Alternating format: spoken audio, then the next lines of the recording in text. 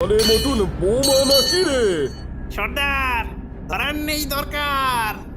মূর্খ, তুই খা এক কণা পান, হতেও তো পারে ভিতরে রয়েছে একটা প্রাণ। এ তো ডাকাতের পাল্লায় পড়লাম, এখন কি হবে? হাতিপুর গ্রামের একদম শেষ ভাগে এক তাল খেকো কুজো বুড়ি থাকত। বাড়িতে তার মস্ত বড় একটি তাল গাছ। সেখান থেকে তাল পেরেই কখনো তালের বড়া, আবার কখনো তালের ক্ষীর করে জমিয়ে খেত সে। কিন্তু একদিন হাতিপুর গ্রামে প্রবল ঝড়ের সাথে বৃষ্টি শুরু হয়। ওরে, এ কি অলক্ষণে ঝড় শুরু হলো রে! জল পিড়ি দিয়েও তো কোনো কাজ হচ্ছে না। এই বয়সে কি এত কিছু করতে পারে আমি ভুলো? এই এই গেল গেল, চাল উড়ে গেল আমার। ও রক্ষা করো ইন্দ্রদেব, রুষ্ট হয়েও না। ঘরটাই ছিল, সেটাও গেল ভুলো।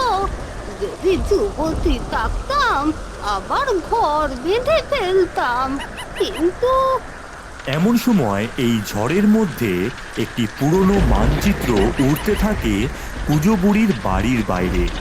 এইটা আবার কি উড়ছে?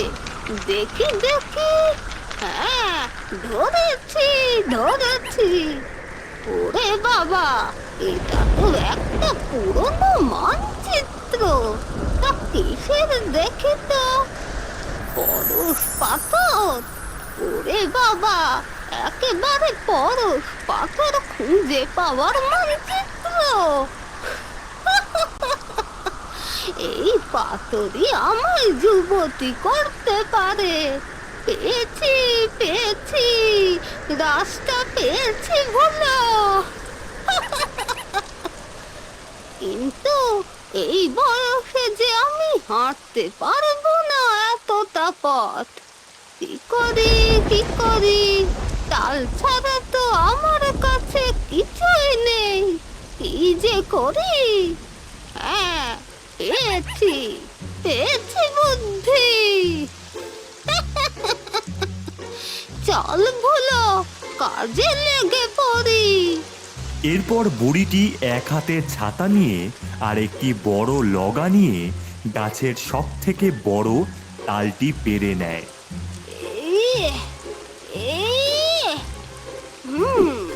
বলেছে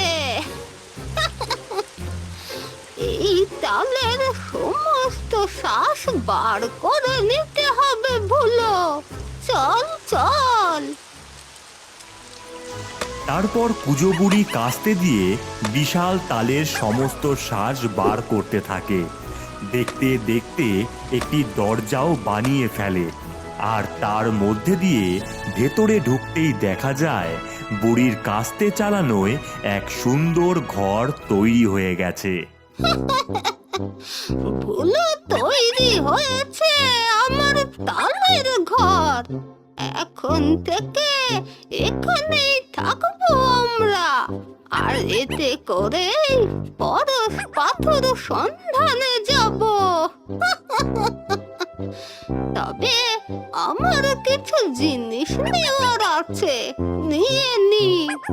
বুড়ি তার ঘরের থেকে লম্প, প্রদীপ, বুড়ির পোটলা, কয়েকটা তাল, কিছু শুকনো লঙ্কা, এই সব কিছুই নিয়ে তালের ঘরে ঢুকে যায়।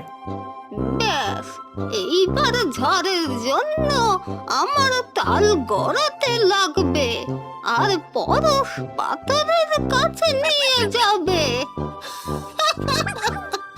তাল গড় গড় গড়, তাল গড় গড় গড়। তাই হলো, জোরে হাওয়া দিতেই তালটি গড়াতে থাকলো। তাল গড় গড়, তাল গড় গড়।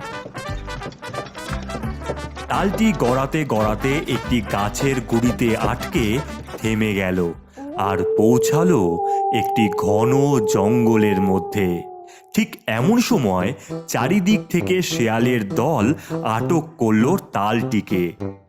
ওরে বাস, তালের ভেতর থেকে মানুষের গন্ধ বেশি আসছে নাকি?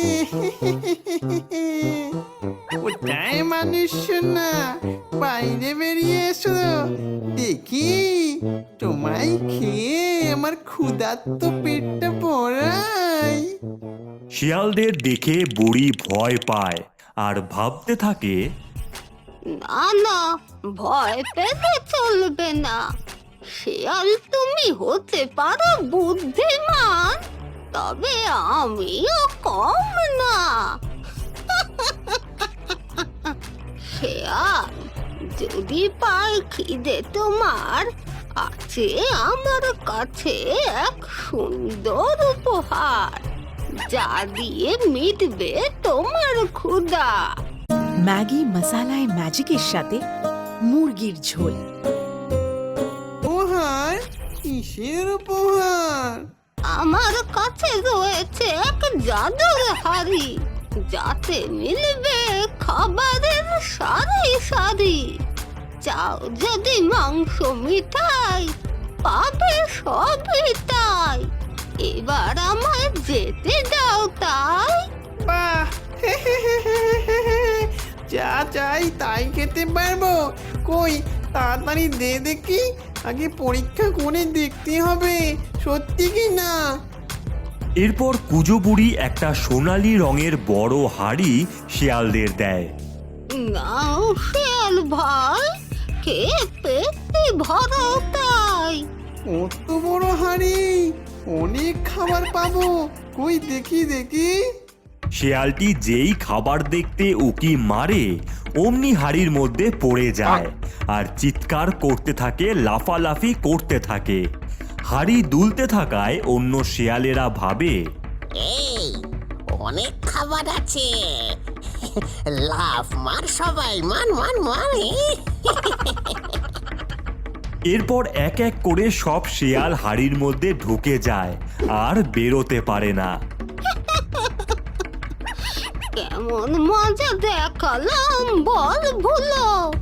এমন সময় কতগুলি বাঘ সেখান থেকে দৌড়াতে থাকে আর বাঘেদের সজোরে গুঁতো খেয়ে তালটি আবারও গড়াতে থাকে। তাল গড় গড়, তাল গড় গড়। তালটি গড়িয়ে গড়িয়ে ঢুকে যায় এক পরিত্যক্ত ডাকাতদের বাড়ির ভেতরে। আরে রে রে রে রে রে রে রে, এটা কি রে? তালের মতন বোমা নাকি রে? সর্দার, ধরার নেই দরকার। মূর্খ, তুই খা এক কণা পান, হতেও তো পারে ভিতরে রয়েছে একটা প্রাণ। এ তো ডাকাতের পাল্লায় পড়লাম, এখন কি হবে? না না, ভয় পেলে চলবে না, আমায় এদেরকে মজা দেখাতেই হবে। পাচ্ছি এক মানুষের ঘ্রাণ, বেরিয়ে আয় দেখি তুই কোন মহান। আমি এক বুড়ি, দিতে চলেছি সমুদ্রে পারি। আটকাস না আমার পথ, না হলে করব তোদের বধ। যদি দিচ্ছে সোনার মোহর, ছাড়ব তোকে কাটলে প্রহর। এই রে, এখন কি হবে? এই ভুলো, কি করে আমি? পেয়েছি একটা বুদ্ধি।